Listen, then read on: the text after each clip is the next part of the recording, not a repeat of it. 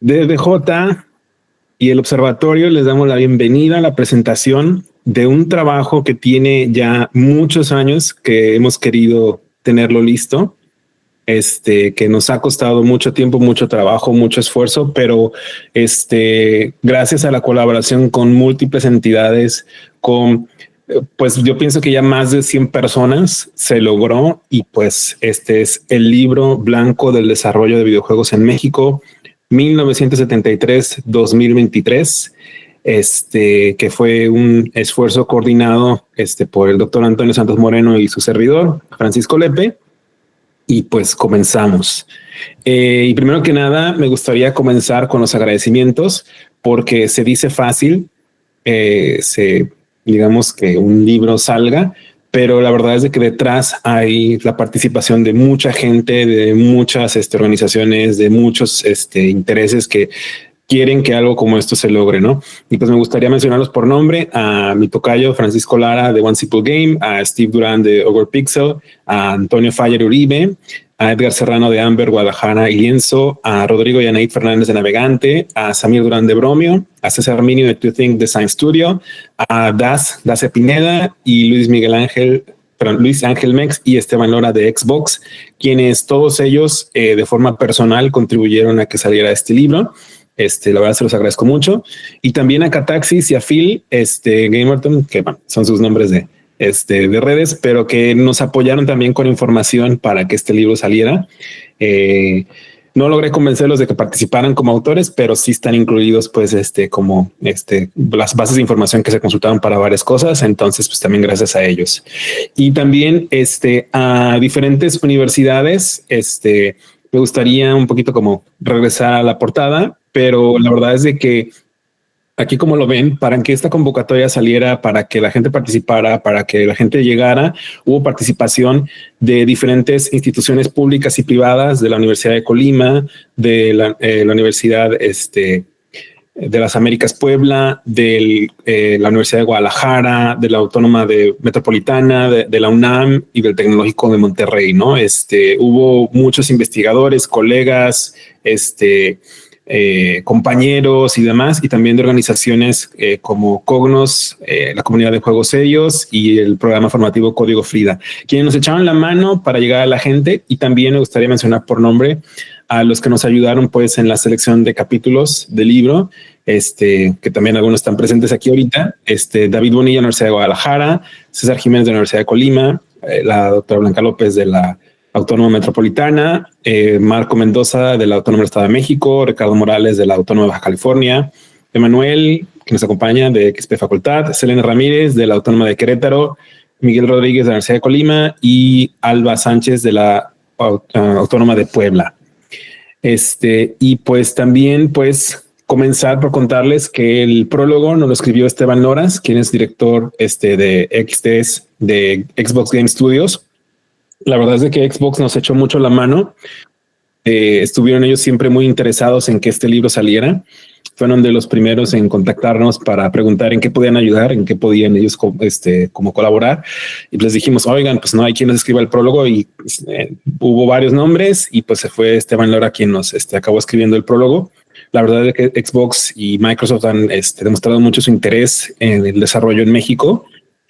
Y pues ellos son quienes nos apoyaron pues contactando a gente que está trabajando ahorita dentro de la industria en Estados Unidos, sobre todo pues con el interés que tienen ellos pues de que haya más desarrolladores hispanos en sus filas. Entonces pues les damos las gracias, y ya podrán leer pues el prólogo escrito, que hace una reflexión muy interesante, sobre todo desde cómo la cultura del juego en nuestro país, en México, empezó, ¿no?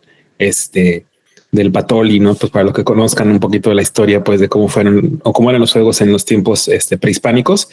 Y pues está muy interesante, y pues con él en ese prólogo abre el libro, ¿no? Y pues para que sepan, el libro está dividido en 3 secciones: la retrospectiva, un estudio contemporáneo y una perspectiva. Y cada una de estas secciones busca presentar lo que fue, lo que es y lo que esperamos que sea la industria mexicana de los videojuegos en nuestro país. Y pues aquí es donde viene la relevancia, ¿no? De 1973-2023. ¿Por qué? porque abarcamos desde que se publicó el primer juego, ahí que Cataxis hizo la labor pues de compilar esta información, hasta el 2023, que fue el año que cerró pues digamos como el conteo, porque pues sí, obviamente siguió durante el 2024 y pues todavía sigue en 2025, ¿no? Entonces un adelanto de lo que va a ser la parte final de esta presentación, pero sí hay la intención de continuar este tipo de ejercicios, ¿no? Y pues empezaríamos con lo que es la retrospectiva. El capítulo con el que abre la obra está titulado Una mirada a la industria mexicana del videojuego, escrito por el doctor Antonio Santos Moreno, la doctora Tania Cortés Álvarez, Manuel Parálice y su servidor Francisco Lepe. Y pues lo que vamos a hacer para contarles un poco cómo va a ser la dinámica de esta presentación es que les estaríamos, ya sea los autores o en este caso, pues como coordinador, leyendo lo que son como unas ideas clave de cada capítulo. En el caso, pues que estén presentes los autores, ellos a lo mejor comentarán un poquito más y pues seguiremos avanzando capítulo por capítulo hasta llegar como al final a una sección de preguntas y respuestas donde con mucho gusto vamos a poder estar respondiendo a todos los cuestionamientos que surjan, ¿no? Entonces, para abrir este capítulo es básicamente la presentación de la industria mexicana hasta el 2023, bueno, inicios de 2024, que fue cuando se empezó este libro, ¿no? Como lo que logramos, digamos, luego de haber revisado, pues, esta información, la literatura, estadística y demás, lo que nos dimos cuenta es que la industria mexicana está creciendo. Es todavía muy joven, muy pequeña, a pesar de que sean 50 años los que se narran en este libro, pero todavía pues tiene muchas áreas de oportunidad, muchos desafíos, ¿no? México tiene un mercado de videojuegos significativo que genera millones de dólares anuales en ventas, eso es importante decirlo. Sin embargo, pues todavía los desarrolladores locales seguimos teniendo dificultades para conseguir financiación. Seguimos teniendo muchas dificultades para ser competitivos y sobre todo sostenibles, ¿no? Esos son como que los hallazgos, ¿no?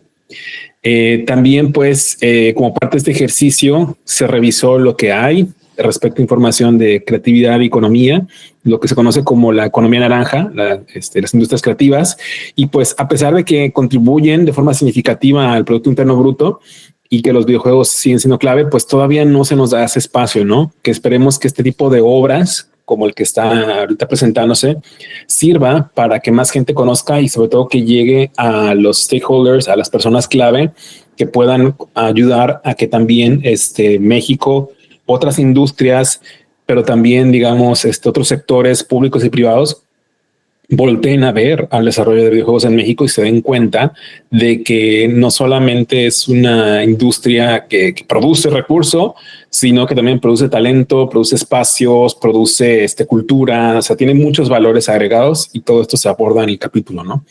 Y pues también mencionamos el hecho de que ya desde hace años han nacido diferentes comunidades, movimientos y demás, desde DBJMX, ya nos conocen, a los diferentes capítulos de IGDA y otros grupos que van creciendo, van naciendo y van saliendo pues de este tipo de esfuerzos, ¿no? Y que siempre esperamos que sean más, ¿no? Para los que conozcan la industria de videojuegos de otros países podrán darse cuenta que en otros países hay cientos de IGDAs, cientos de comunidades, cientos de grupos, de asociaciones y no es algo malo, al contrario, entre más esfuerzos hay más espacios, más oportunidades, más eventos, más gente que esté apoyando, que baje recursos, etcétera. Entonces esto es súper importante que siga habiendo siempre interés, ¿no? En la industria. También, bueno, como parte del resultado de los estudios, digo, porque no les quisiera como que adelantar el capítulo, lo que queremos es que lo lean, que lo conozcan, pero pues les podemos adelantar. Los géneros populares entre los desarrolladores mexicanos son acción, casual, rompecabezas y educativos, ¿no? Sorprendentemente que los juegos educativos tengan un espacio, ¿no? Los juegos serios para los que somos fans y creadores de juegos serios, pues eso es importante, ¿no? También, pues sabemos que Unity es el motor de juegos dominante. Se utilizan en casi la mitad de los proyectos que están registrados en ese censo de 50 años y las otras alternativas que surgen, pues, que van creciendo poco a poco son Unreal Engine y Godot. También la distribución digital es la que más prevalece, con lugares como Google Play, Itch y Steam siendo los principales.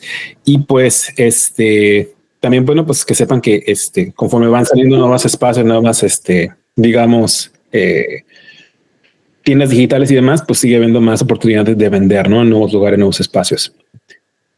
Y pues antes de continuar, perdón, aquí hago un poquito una pausa aquí para revisar. Creo que sí está todo funcionando muy bien, perdón. Una disculpa. Y creí que era mi computadora, pero no, creo que nada más era yo. Continuamos pues entonces ahora sí con lo que viene siendo la segunda sección del libro y quisiera pues aquí comentar el por qué, sobre todo, ¿no? La primera parte, la sección 1, es básicamente el estudio de digamos, el análisis de lo que es hasta ese momento la industria mexicana, ¿no? Pero también nos interesaba conocer diferentes perspectivas de qué se está haciendo en México con relación a videojuegos, ¿no? Y me refiero a videojuegos y digamos, ludología, juegos en general, ¿no? Entonces, esto, digamos, para reforzar la visión que se tiene de que, bueno, los videojuegos no son solamente un par de estudios ahí vendiendo, no, los videojuegos es más, forma parte de la cultura, forma parte de la ciencia, forma parte de muchas cosas, ¿no? Y es lo que queríamos como que consolidar con este capítulo.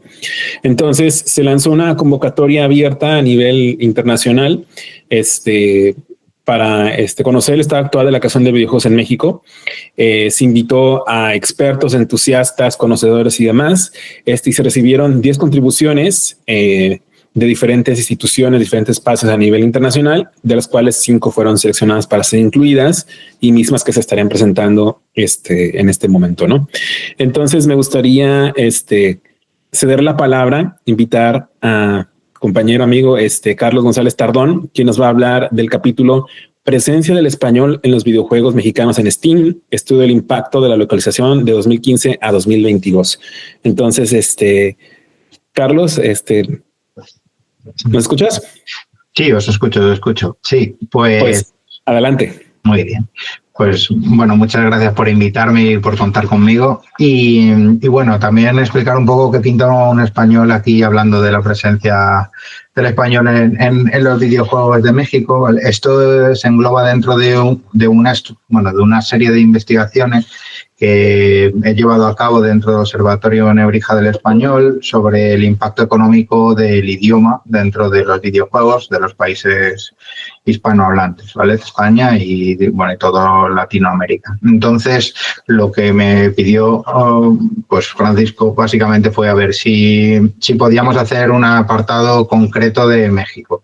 Entonces, del videojuego mexicano en Steam, ¿vale? O sea, pues sobre todo porque es el único lugar en el que se puede hacer un cálculo aproximado de cuánto dinero mueve cada videojuego.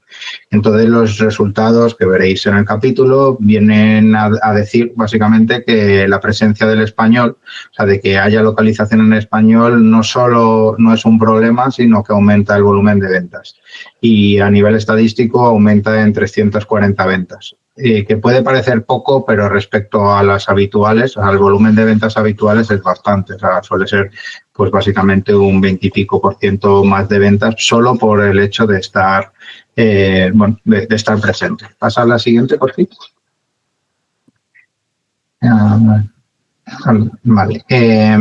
Además fue muy curioso porque es uno de los pocos países en los que hubo un cambio de localización. Es decir, hasta el 2019 principalmente se localizaba en español de España y a partir de 2019 hubo un cambio al español de Latinoamérica.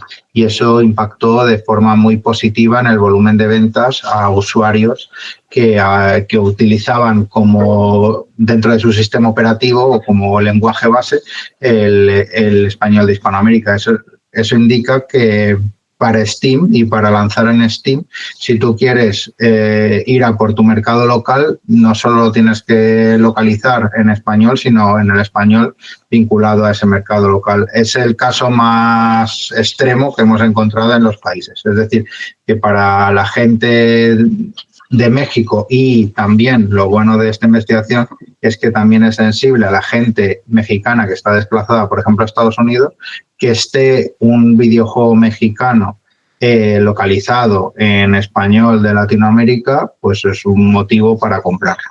¿Podemos seguir por aquí?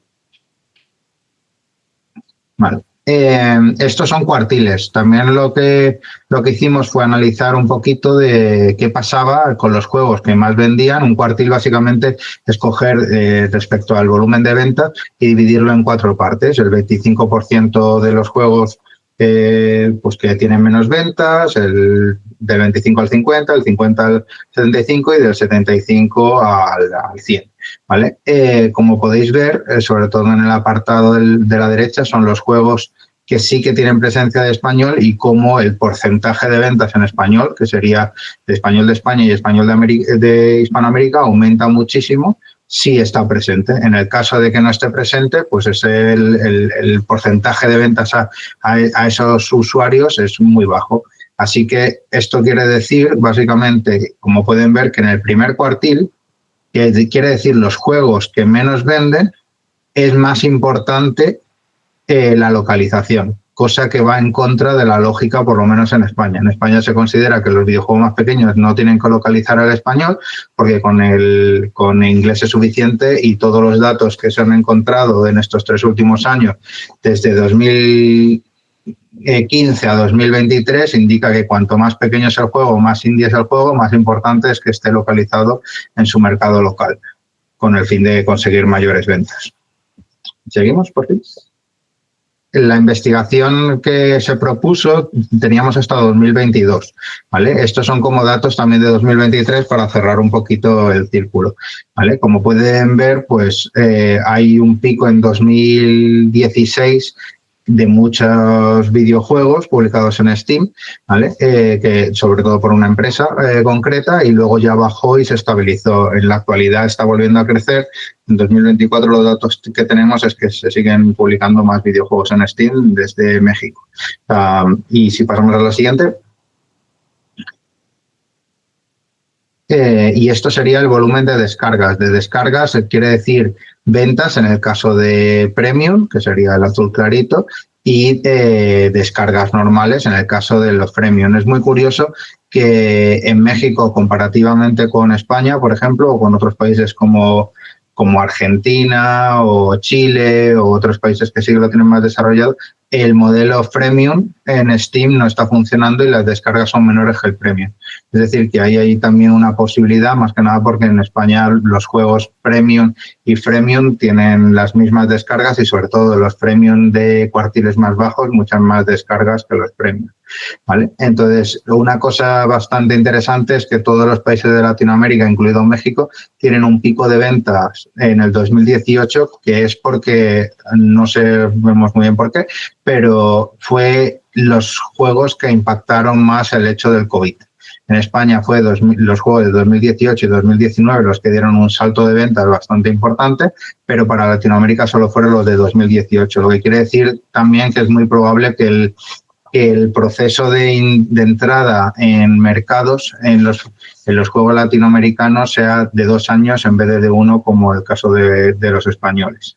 Pero también indica que el 23, que fue un mal año, sobre todo para España y para otros países con una industria más avanzada, para México no. O sea, para México fue un buen año, solo comparado con la época de COVID. Así que quiere decir que la industria está acertando más o que ha habido lanzamientos mejores que en otros. ¿Me puedes dar a continuación, por favor? Y otro dato, también hasta 2023, es la poca pervivencia que tienen las empresas. La mayor parte de las empresas, pues casi el 80% de las empresas solo consiguen lanzar un producto en Steam y luego desaparecen.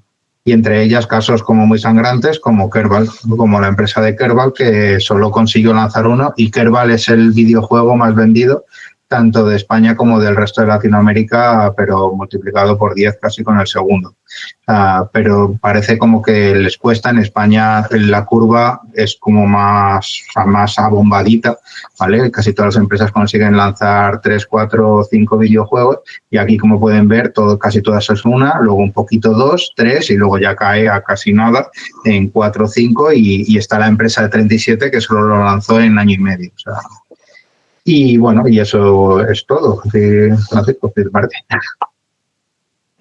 Muchas gracias, muy interesante. Ya tendremos oportunidad de regresar un poquito en la sección de preguntas y respuestas, pero por lo pronto pues quisiera darle un agradecimiento a Carlos, que no solo se interesó en el proyecto, en el proceso, sino que también ahorita se está desvelando. Ahorita ya es bastante tarde allá en España, pero agradecemos porque sí fueron varios compañeros de diferentes países que se interesaron. Y justo en este libro aparecen 2 españoles publicando. Entonces, muchas gracias. Ahí pues les pido un fuerte aplauso aquí a Carlos por la participación, y ya estaremos regresando con él en un segundito más cuando terminemos las presentaciones en la sección de preguntas y respuestas. Muchas gracias. Gracias. Continuamos entonces con el siguiente capítulo, que continúa abriendo el panorama, el entendimiento pues de lo que es el videojuego en México, ¿no? Y en este caso pues es un grupo conformado por Adriana Peña, David Bonilla, Mirna Muñoz y Tina María del Rosario, quienes van a presentar, que presentaron el capítulo de la idea al juego, una hoja de ruta basada en el modelo TSPI para la conformación de equipos de desarrollo de videojuegos. Y pues aquí tenemos a David Bonilla presente para, no sé si quisieras contarnos al respecto. Claro, seré muy breve, realmente, más bien les platico por qué surge esta necesidad. Dentro de la universidad detectamos, un 60-70% de los estudiantes entran a la escuela con la motivación de querer aprender computación o informática, impulsados por los videojuegos, ¿no? Y bueno, sí llegan a computación, ven varias materias, los enseñamos a programar, pero llega un punto en el que ellos quieren...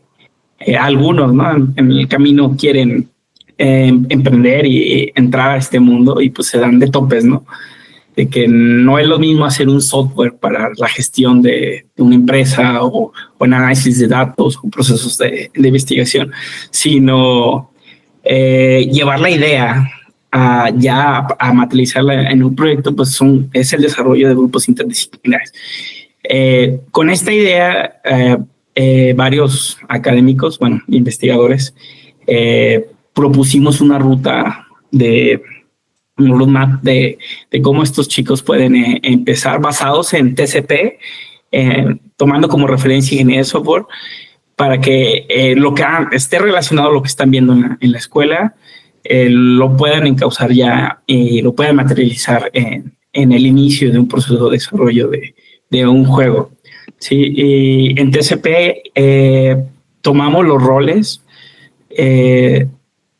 y los mapeamos con los roles de equipos de trabajo en cuestión al desarrollo de un videojuego. Entonces partimos de esa idea. En el capítulo van a encontrar cómo se va estructurando, qué vertiente les vamos dando a cada uno de estos roles de perfil y qué habilidades tanto cognitivas en la parte de diseño, en la parte de desarrollo, en la parte de utilización de herramientas se pueden ir acercando para poder tener como el comienzo de este proceso. El objeto de esta ruta es que conozcan los flujos de trabajo, que que sepan que el desarrollo de videojuegos es interdisciplinar, tienes que trabajar con personas de otra área, no nada más es programar. Y bueno, también que conozcan las herramientas, que tengan introducción de qué herramientas pueden ser y también qué habilidades interpersonales tienen que desarrollar para poder desarrollar equipos de desarrollar proyectos de videojuegos de calidad. Y pues en grosso modo es eso, realmente no andamos, es como una pizquita relacionándolo con lo que tenemos en la universidad, en las clases que están llevando, y que los chicos se sientan cómodos a emprender a todo este mundo. ¿Vale?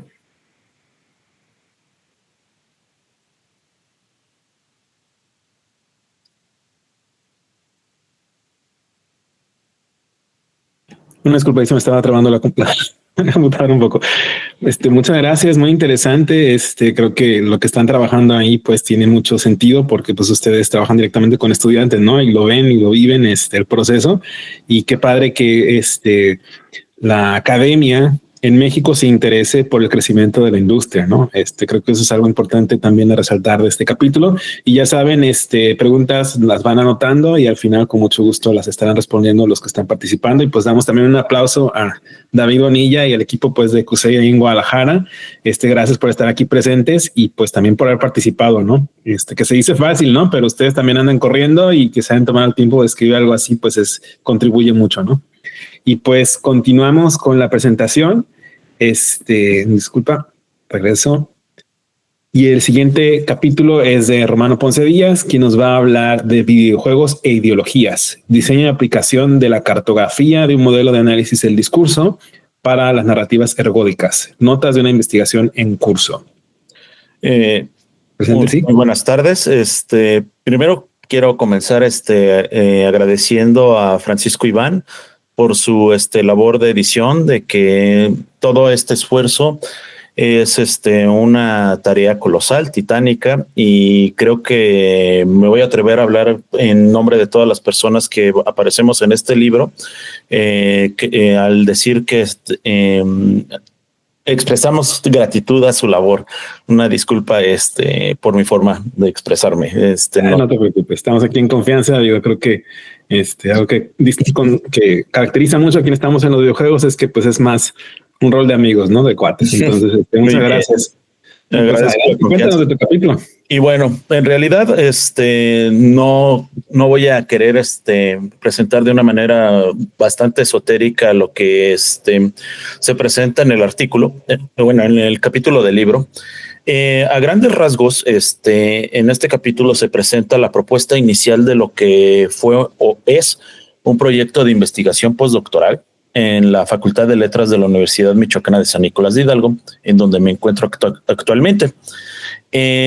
Parte de la premisa de esta investigación va centrada en la necesidad de desarrollar herramientas de lo que sería análisis y a la larga una crítica ya especializada en los videojuegos, alejado de lo que conoceríamos como los comentarios superficiales. ¿Y por qué lo mencionamos esto? Porque conforme vaya avanzando la producción, ya sea industrializada o artística de los videojuegos, y cuando menciono esta distinción, también considero importante aclarar que no lo presento como si fueran opuestos o incluso que no fueran incluyentes en sí mismos, sino en realidad lo veo como una distinción en la mirada que nosotros podemos colocar a los mismos, como objetos industriales, que no lo digo como peyorativo, y como objetos artísticos, que tampoco lo digo como si fuera una condición superior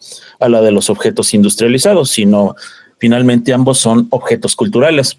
Pero es importante que empecemos a desarrollar nosotros herramientas que podamos nosotros vislumbrar los andamiajes ideológicos, políticos, culturales que nosotros podemos vislumbrar, que podemos encontrar en los videojuegos. Todo esto nosotros lo hacemos desde una postura semiótica, en la que buscamos nosotros entender a los videojuegos como objetos culturales que nos permiten entender a las culturas que les dan lugar en sí mismos. ¿A qué me refiero con esto? A que cualquier videojuego, no hablemos no solo de un videojuego mexicano, ahorita regresaré a ese punto, nos permite entender cuáles son las estructuras de creencias, de concepción del mundo, la concepción de otredad, de las personas o de la cultura que le da lugar.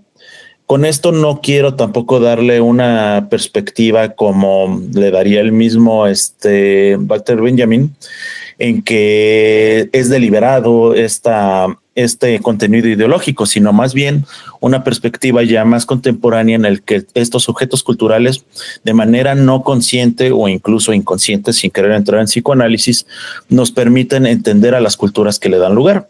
Y por lo tanto, conforme vaya creciendo la producción de objetos culturales, que son los videojuegos en México, sí es importante, o considero que es importante, que empecemos a nosotros a abordarles como una forma de entender nuestra propia cultura, y en el que las futuras generaciones también podrán tener una mirada de quiénes somos o quiénes fuimos como sociedad, y por lo tanto en esta perspectiva de generar nuevas herramientas, específicamente semióticas para el análisis y la crítica de los videojuegos, podrá ayudarnos también a abonar a la preservación de los mismos y a comprenderlos como objetos culturales que nos ayudarán a nosotros a comprender otras culturas, que nos comprendan a nosotros en nuestra condición de producción cultural mexicana, y a su vez en futuras generaciones de seguir existiendo el medio, y que ya ese es otro tema bastante importante y interesante, el de la preservación de los videojuegos, que también por lo menos desde la mirada analítica que nos pueden dar la historia del arte,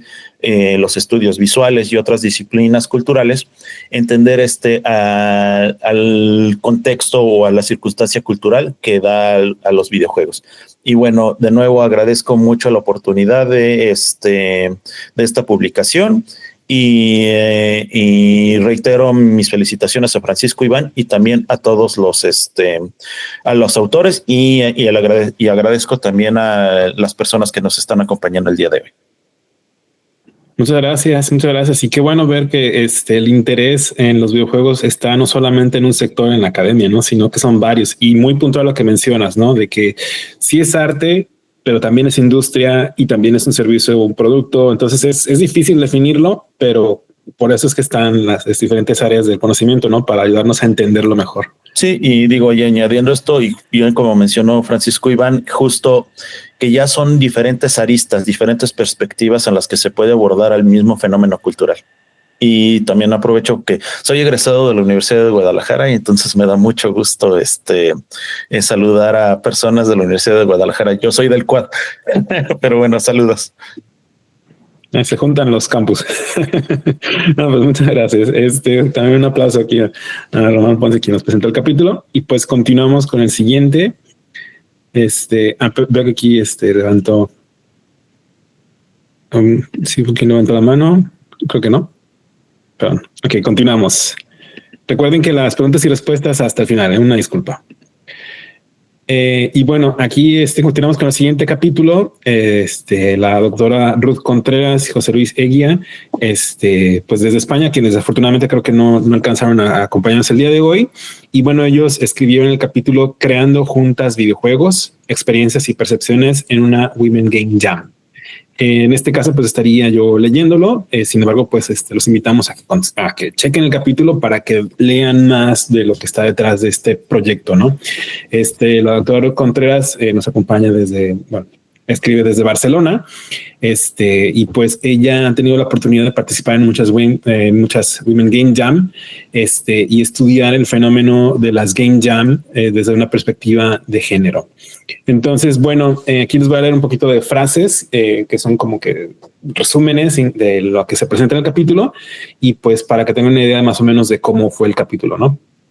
Las Game Jams suelen estar dominadas por hombres, lo que puede dificultar la participación de mujeres y minorías en la industria del videojuego.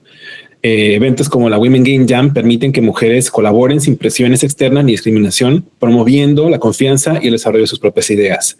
Las participantes valoran la oportunidad de compartir conocimientos, recibir mentoría y crear juegos sin enfrentar estereotipos de género o actitudes excluyentes.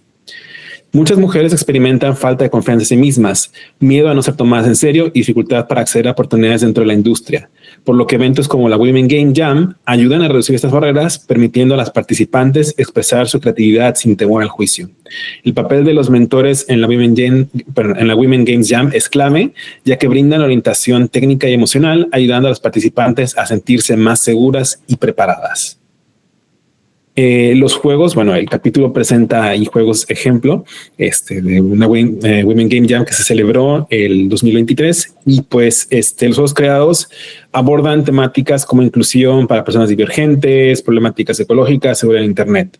Las desarrolladoras incorporan accesibilidad en sus juegos, incluyendo opciones para personas con trastornos como el TDAH, dislexia y daltonismo, mostrando su compromiso con un diseño más inclusivo. Esta tendencia demuestra que las mujeres en la industria no solo buscan hacer videojuegos, sino también generar conciencia social a través de ellos. Y pues es con este tipo de capítulos se enfatiza pues las diferentes perspectivas que pueden tener quienes formamos parte de ella, y la importancia de la participación femenina en la industria, ¿no? Y que se reconozca, que que se tome en cuenta y que eventos como la Women Games Jam favorecen, ¿no? Permiten.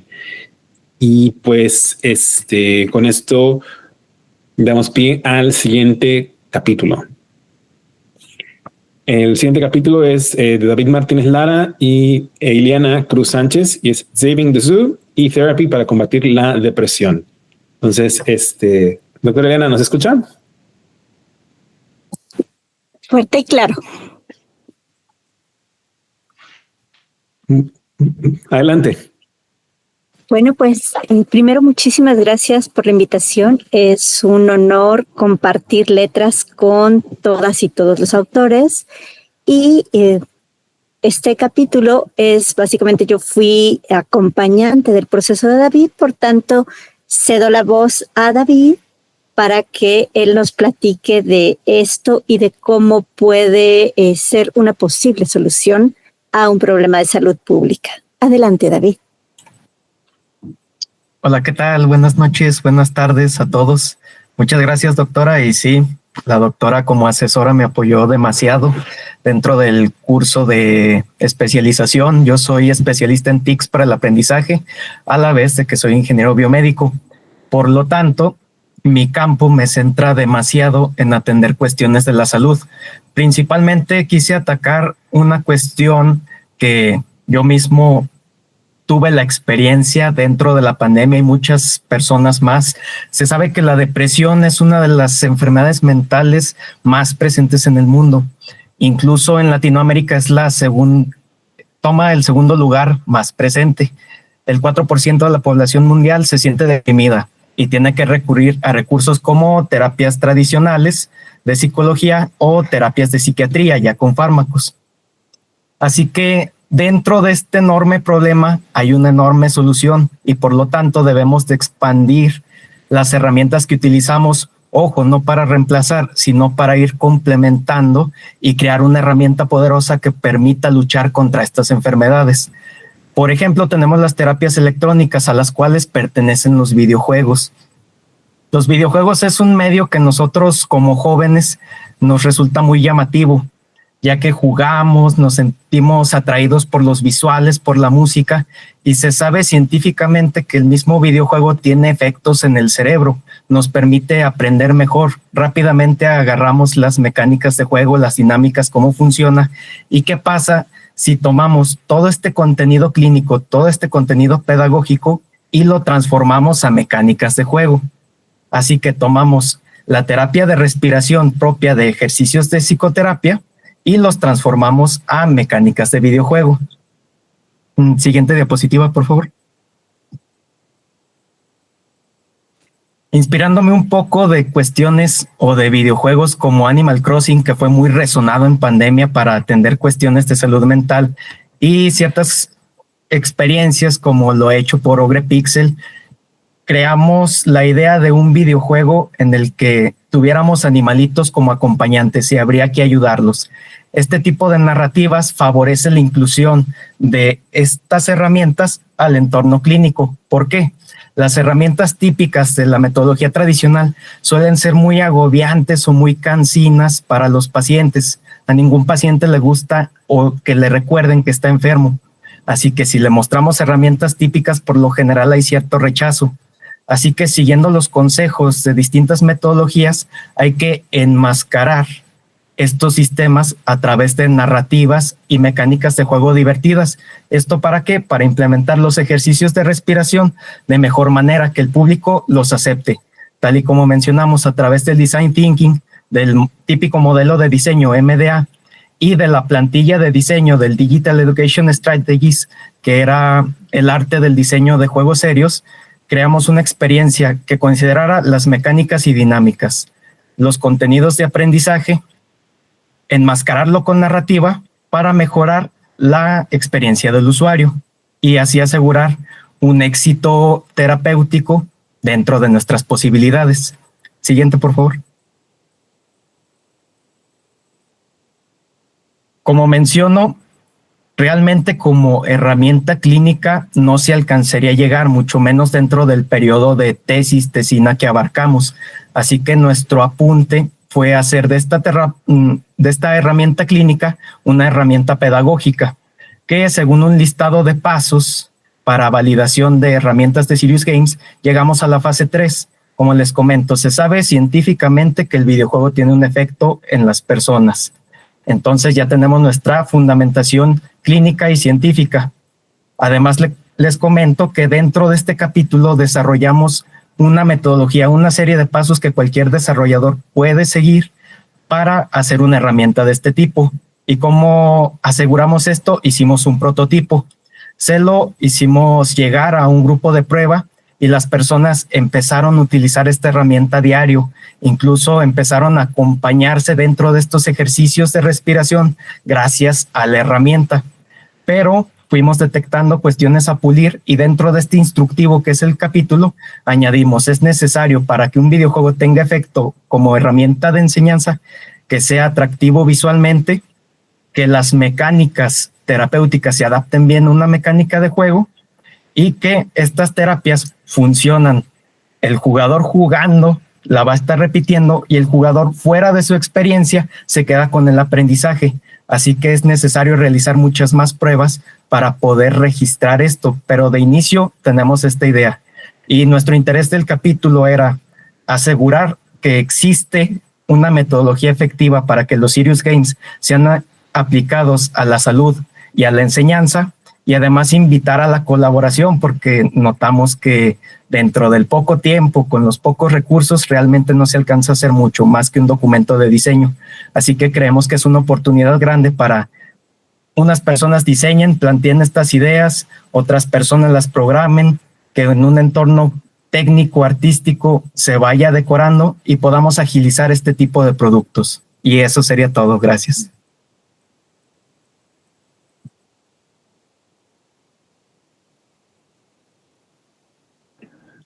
Muchas gracias, muchas gracias. No, pues un aplauso, gracias por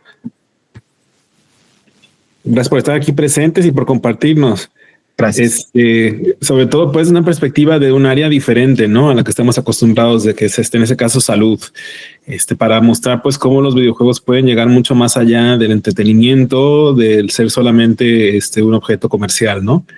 Y pues damos un aplauso, pues, aquí a los dos autores que están aquí presentes. Gracias por haber formado parte, pues, del libro y del proyecto. Y pues también para que vayan anotando sus preguntas para la sección de preguntas y respuestas. Muchas gracias. Entonces continuamos con el siguiente capítulo. Y pues un segundito.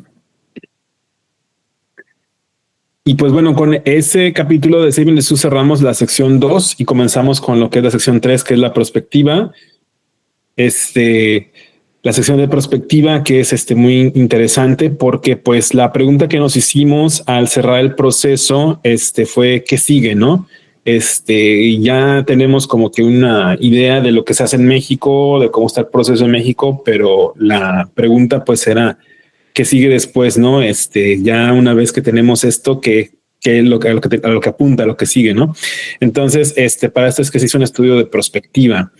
El cual me acompañaron la doctora Tania Cortés Álvarez, el doctor Antonio Santos, Manuel Paralce y bueno, servidor, y generamos un modelo eficaz para la gestión integral de videojuegos independientes, ¿no? Bueno, rumbo a un modelo eficaz, ¿no? O sea, generamos un modelo que apenas va en su segunda fase y que esperamos pues poner a prueba a través de organizaciones como DSBJ, ¿no?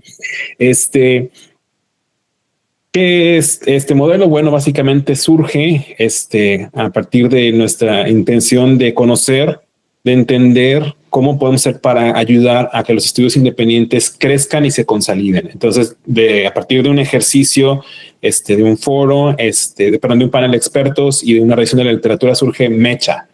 Mecha en referencia a la mecha de una flama, ¿no? La mecha de una vela que se enciende y pues que tiene que tener varios recursos para mantenerse viva, ¿no? Y que está dividido en 4 fases, que es desarrollo independiente, estudio informal, startup y scale up, que es como vemos nosotros que se puede dar el crecimiento de un estudio de desarrollo de videojuegos que es desde la persona quien empieza sola hasta que va formando un grupo y que se conforma, que se consolida, que se legaliza y que va creciendo y pasando por diferentes etapas, ¿no? Lo que en México se le conoce como la pyme, la pequeña y mediana empresa, ¿no?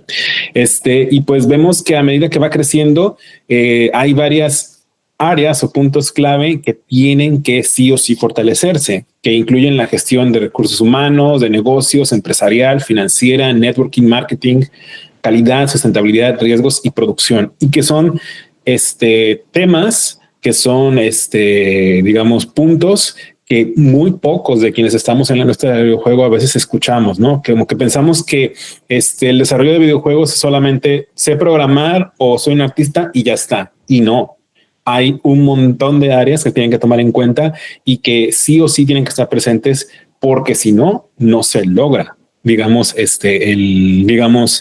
el que el estudio pase, crezca y se consolide, ¿no? Y como mostraban pues compañeros como Carlos, pues puede ser la diferencia entre que un estudio publique un único juego y desaparezca, o que se consolide, llegue y tenga muchos y siga y continúe y pasen décadas y siga vivo, ¿no? Y generando recursos. Entonces, pues vemos que la supervivencia del estudio independiente no depende de la creatividad solamente, sino de su capacidad para manejarse estratégicamente respecto a los recursos que tiene. Y pues cada una de estas áreas que las exploramos más a fondo, que con las detectamos con ayuda de un panel de expertos y que después las profundizamos a través de la revisión de la literatura, son importantísimas para cualquier estudio, y que cualquier persona que esté interesada en ser desarrollador de videojuegos y vivir de ello a través de sus creaciones, porque también puede ser que a lo mejor una persona diga, pues yo entro en un estudio que ya está existente y ya consolidado, pues trabajo, ¿no? Pero si tú quieres crear tu propio estudio y quieres vivir de los videojuegos, son cosas que sí o sí tienes que conocer y que implica, bueno, no voy a leerlo todo, pero en general, por ejemplo, manejo de presupuestos, control de calidad, mitigación de amenazas, metodología de trabajo, financiamiento, relación con industria y publishers, muchas cosas que las escuchamos a veces aisladas, pero que si no se siguen si no hay un plan, una trayectoria trazada, entendida, clara, difícilmente vas a poder progresar de una etapa a otra, ¿no? Y esta es la diferencia entre que un desarrollador, un programador, crea un juego y jamás lo puede volver a hacer porque tiene que ponerse a trabajar en otra cosa, versus que cree un estudio, lo consolide, lo legalice, se convierta oficialmente en una startup y la continúe como una scale up. Entonces, pues este modelo nos sirvió también para crear un análisis de riesgos, escenarios de riesgo a futuro, para que nos permita planificar y mitigar sobre todo problemas que se pueden encontrar en un futuro. Aplicando la metodología de Peter Schwartz, se analizaron condiciones de mercado de esos recursos y cómo estos pueden o favorecer o impedir el crecimiento y la continuación de un estudio, ¿no? Entonces, para no hacérselas larga, básicamente eso es lo que está presente en el libro. Y pues lo que sirve esto pues es como una hoja de ruta que permita que quien esté interesado en tener un estudio no se lance solamente con la mentalidad de sí, vamos a darlo todo y a ver qué pasa, no, sino de que sí, vamos a darlo todo, pero bien organizado, bien planeado, bien pensado, lo cual me va a ayudar a pasar etapa por etapa, fase por fase, seguir una ruta, seguir un camino que me ayude a pasar de ser un desarrollador indie solito yo a tener mi propio estudio, a tener un estudio formal, legalizado, a vivir de esto, ¿no?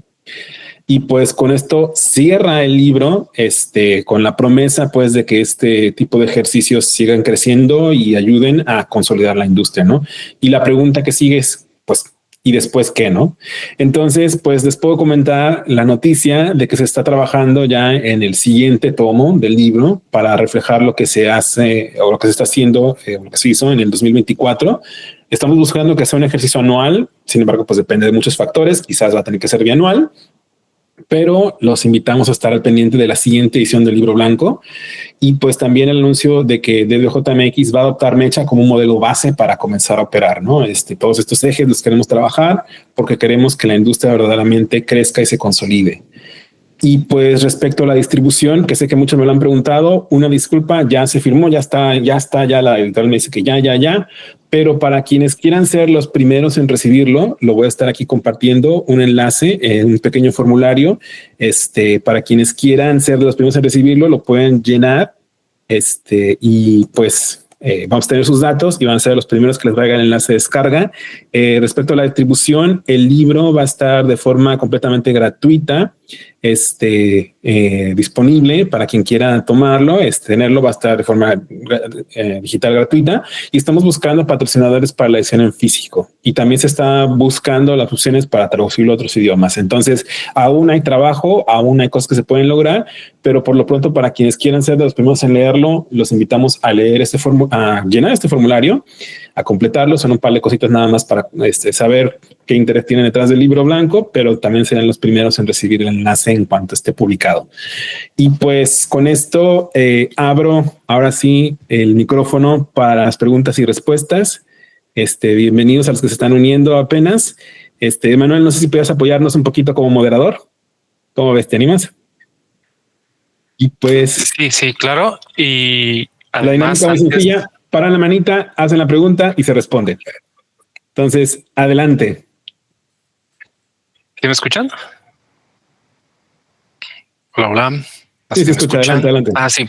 Antes de cerrar, me gustaría pasar a la sección de preguntas y respuestas. Me gustaría agregar algo que es el primer experimento, y como bien lo mencionó Carlos, la idea es que no se quede ahí, porque se hizo un libro y ya no se volvieron a hacer más, ¿no? Y no es lo que queremos, sino que haya una continuidad, haya un crecimiento, llegue más lejos. Y creo que ese es el gran reto de los creativos, de los que hacemos cualquier tipo de producto, que haya una continuidad y que haya una mejora, y que vengan y se sumen nuevas generaciones. Entonces, la invitación que les hago es a los que tenemos desde una cuenta de X, Masto, Blue Sky, canales de YouTube, Twitch, lo que sea, darle difusión a este producto creativo.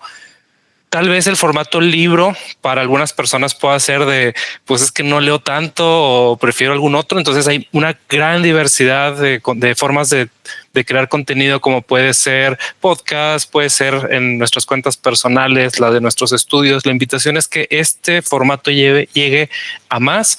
Podemos citar, podemos copiar, podemos debatir. La idea es que se abra una invitación a crear sobre esta base, que es la primera. Puede tener muchas áreas de mejora, y es la idea que nos ayuden compartiendo sus comentarios, sus propuestas. Creo que podemos hacer mucho más cosas, pero la semilla aquí está, la intención y el ejercicio de habernos juntado. Yo estoy súper agradecido y súper motivado, porque fue difícil, fue mucho tiempo, y tenemos esto y podemos llegar a un siguiente punto. Y listo. Si les parece, pasemos a las preguntas. Ya saben la dinámica, pueden parar la manita y pues con gusto les estaremos respondiendo. Entonces, que no les dé pena. Puede ser cualquier tipo de pregunta que ustedes tengan, vinculada directamente, o quizás no, al libro. Adelante. También se vale escribirla, y acá nosotros la vamos mencionando.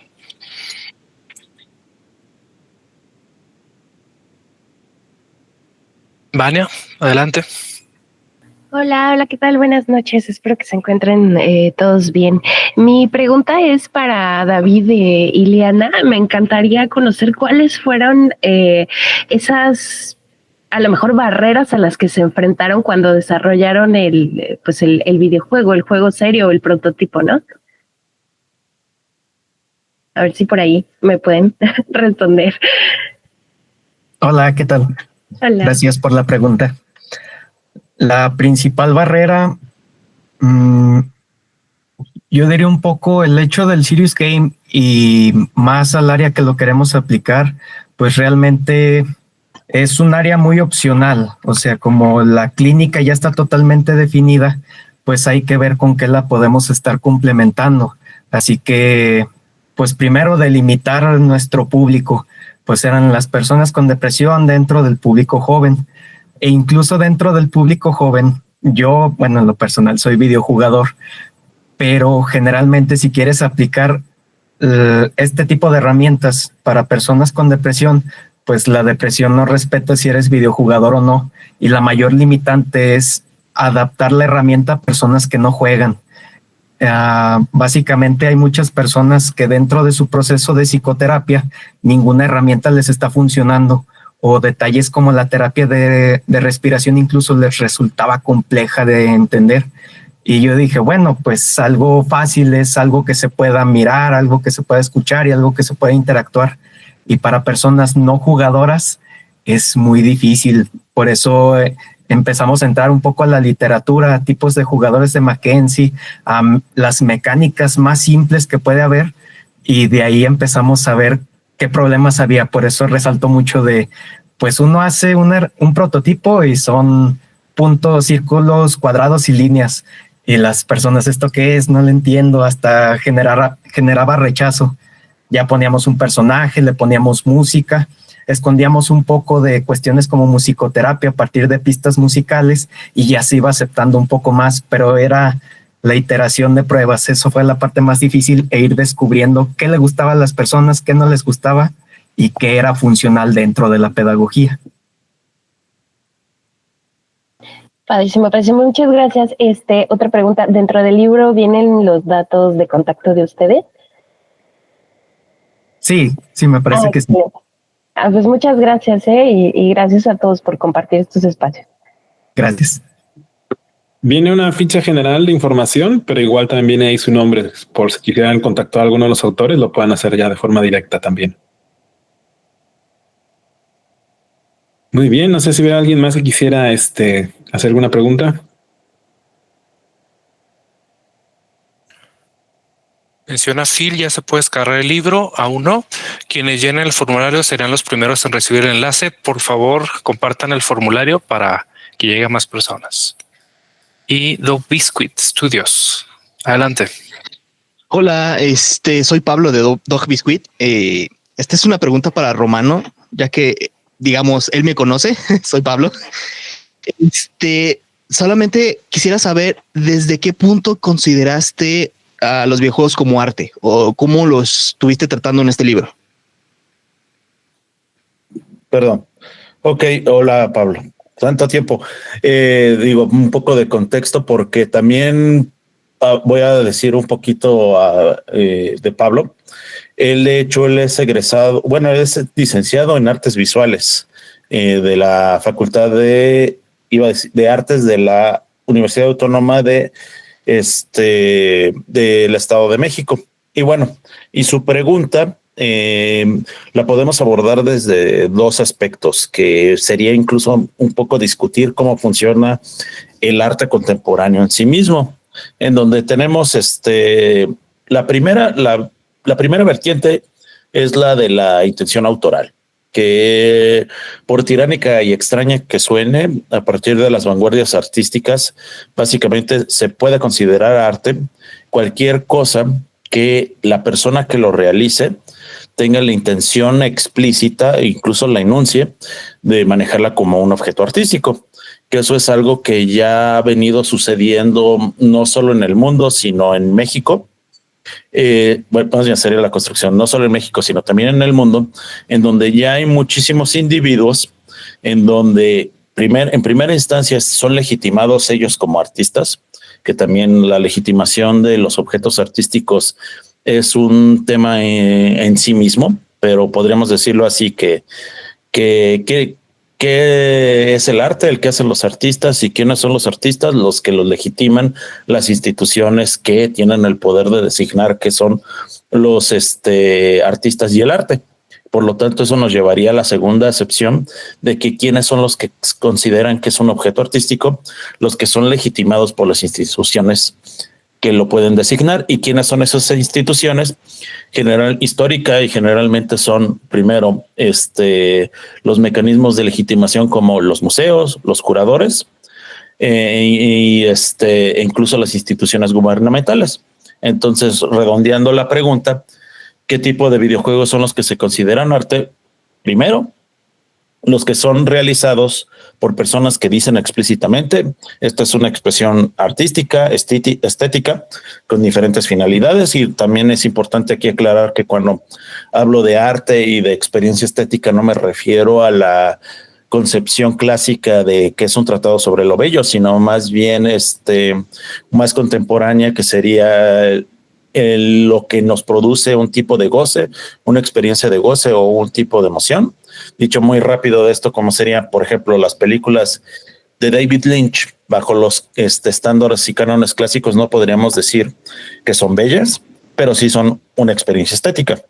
Y lo mismo podríamos decir muchísimas películas de terror, y en ese mismo aspecto manejo a los videojuegos como una experiencia estética ligada de que si su autor dice de manera específica es un objeto artístico, y si esa persona además está legitimada por las instituciones, que podrían ser, repito, los museos, los sistemas de gobierno o algún grupo de poder, por decirlo de alguna manera, por, digámoslo así, de designación, entra la categoría de arte. Y recuerden que les había mencionado que no abordo arte como un juicio de valor o una situación de superioridad, sino más bien es un estatutos de producción, en donde justo eso de podríamos tener, hablando así, voy a mencionar, porque yo también soy egresado de la facultad en la maestría de la Facultad de Artes del Estado de México.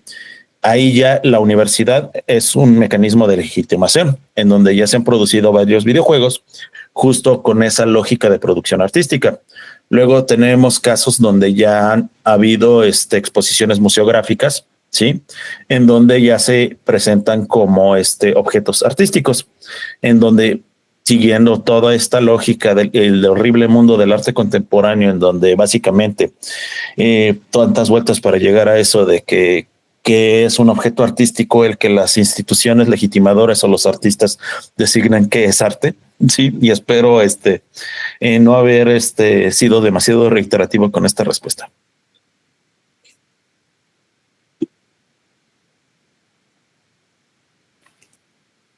Muchas gracias, muchas gracias. Gracias. No sé si hay alguien más que quisiera. Yo sí, quiero preguntar algo. No, Ricardo, adelante, sí. Pero más que nada es para los exponentes Ileana Cruz y Romano Ponce.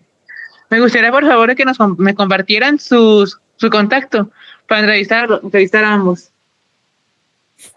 Con todo gusto. Yo voy a dejar ahí en el chat mi correo institucional. Uh-huh. Y dicho así, no como comercial, sino ahí estamos a sus órdenes en la Facultad de Letras de la Universidad Michoacana de San Nicolás de Hidalgo. Está bien, muchas gracias. Es que yo pensaba entrevistarlas para Radio Cusey. Y ese texto lo transcribiré para editar un libro.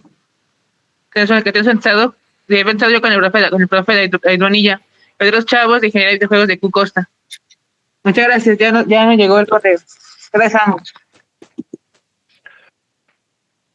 Para la grabación, si les parece, lo leemos. Sería romano.ponce@umich.mx y el siguiente sería ileana.cs@ciidet.tecnm.mx. Muchas gracias.